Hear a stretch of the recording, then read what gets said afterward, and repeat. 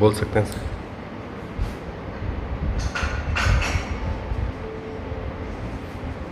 हम सबसे पहले केंद्र सरकार को इस बात के लिए धन्यवाद देते हैं कि उन्होंने जो हम लोगों का सुझाव था कि रेलगाड़ी के माध्यम से ही हमारे जो प्रवासी बाहर फंसे हुए हैं, बिहार के रहने वाले लोग, वहाँ चाहे छात्र हों या मजदूर हों या कोई पर्यटक हो या कोई भी हो, तो ट्रेन से ही आने की सुविधा उनके लिए बेहतर होगी। ये व्यवस्था कर दी गई और पिछले 2 दिनों से ये सिलसिला प्रारंभ भी हो गया। और एक बात और भी हम बता देना चाहते हैं कि इसके बारे में हम लोगों ने जानबूझ करके कोई पहले से घोषणा नहीं की, क्योंकि हम लोगों का विश्वास, हमारी सरकार का विश्वास काम करने में।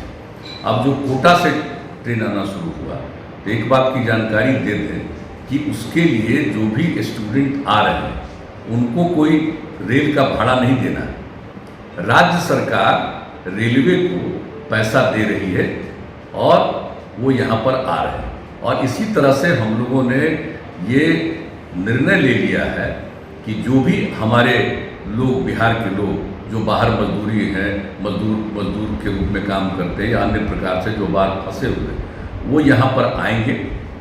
और उनके आने के बाद और किस तरह से आएंगे और कौन लोग आएंगे, इसके बारे में केंद्र सरकार ने जो डिजास्टर मैनेजमेंट एक्ट 2005 के अंतर्गत उनका जो गाइडलाइन जारी होता है, उस गाइडलाइन में उन्होंने स्पष्ट तौर पर कह दिया और इसके बारे में विस्तृत जानकारी हमारे अधिकारियों ने दे दी। किसी प्रकार का कन्फ्यूजन नहीं रहना चाहिए।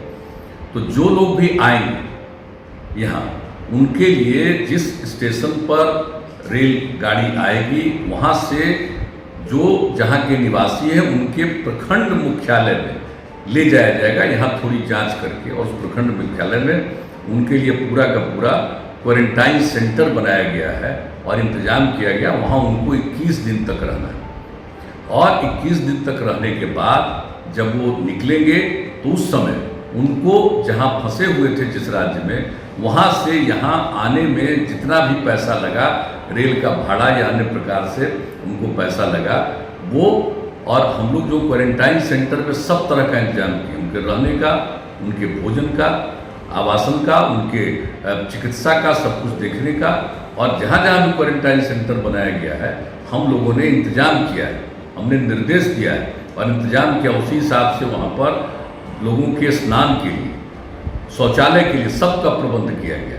तो भोजन और पीने का पानी नहीं, हर प्रकार की सुविधा वहाँ पर उपलब्ध कराई गई है। वहाँ रहेंगे और जब वो निकलेंगे 21 दिन के बाद, तो आने में उनको जितना भी खर्च हुआ बाहर से, और उसके अलावे 500 रुपया और राज्य सरकार उनको देगी और मिनिमम 1000 रुपया हर व्यक्ति को जो बाहर से आएंगे उनको दिया जाएगा। और आप जानते हैं जो हमारे बिहार के लोग बिहार के बाहर थे, उनको हम लोगों ने 1000 रुपया देने का निर्णय किया और जो भी उनका एप्लीकेशन आया उस पर विचार करते हुए लगभग 19 लाख लोगों को दिया जा चुका है। अब कुछ ही लोग बचे हैं जिनको देखा जा रहा है और उनको भी मिल जाएगा। तो हम लोग जो भी काम करते हैं लोगों के हित में करते हैं और चाहते हैं कि ये काम हो, लेकिन हमने देखा कि इधर काफ़ी बयानबाजी आ रही है, तो उसको देखते हुए हमने कहा बता दें, वरना लोगों को लाभ मिलता अपने आप लोग बताते। तो ये तय कर दिया, ये हम लोगों का निर्णय है किया हुआ और इसका अनुपालन भी शुरू हो गया है कोटा से जो हमारे विद्यार्थी आ रहे हैं उनके लिए।